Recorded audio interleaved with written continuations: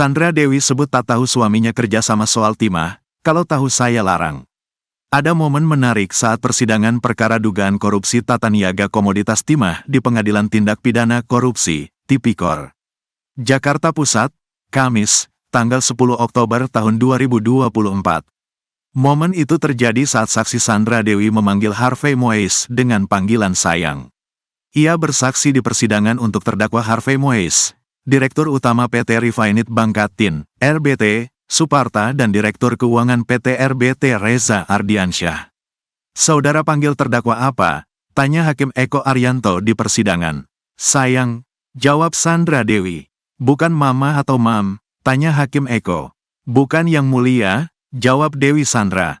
Kemudian Hakim Eko menanyakan bagaimana Harvey memanggil Sandra Dewi. Sayang juga yang mulia, jawab Sandra Dewi. Majelis hakim lalu merespon dengan perkataan, keren, mantap deh love ya. Sementara itu dalam persidangan artis Sandra Dewi mengatakan suaminya Harvey Moise pernah datang ke Pangkal Pinang untuk membantu Suparta dalam usaha tambang timah. Saudara tahu, suami saudara terdakwa Harvey Moise sering bepergian bersama Pak Suparta, tanya Hakim Eko Arianto di persidangan.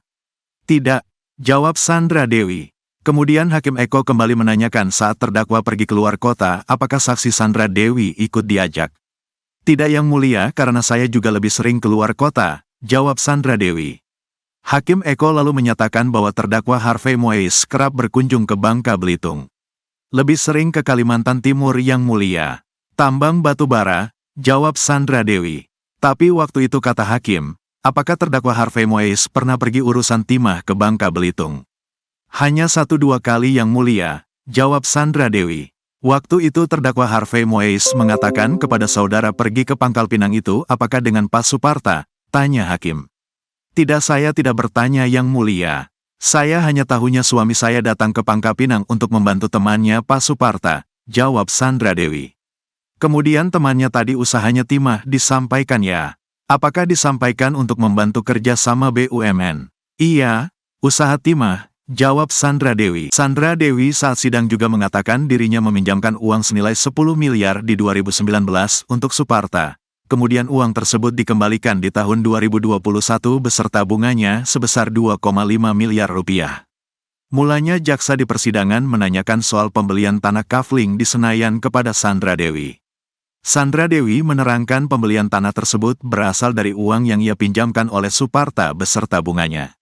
Itu uang peminjaman yang saya berikan kepada Pak Suparta. Itu dikembalikan kepada Pak Harvey, jadi saya minta uang itu dibayarkan untuk pembelian kafling, kata Sandra Dewi. Yang pinjam siapa coba jelaskan, lanjut jaksa. Pada tanggal 5 Desember tahun 2019 kata Sandra Dewi, suaminya Harvey Moise meminta bantuan kepada dirinya. Bolehkan meminjam dana 10 miliar rupiah untuk Suparta. Saya bilang oke, saya akan bantu dengan rekening bank Mega saya. Yang 100% tidak ada aliran dana dari suami saya. Itu hasil kerja keras saya 100%, kemudian saya cairkan deposito saya. Saya berikan peminjaman kepada Pak Suparta sebesar 10 miliar, kata Sandra Dewi.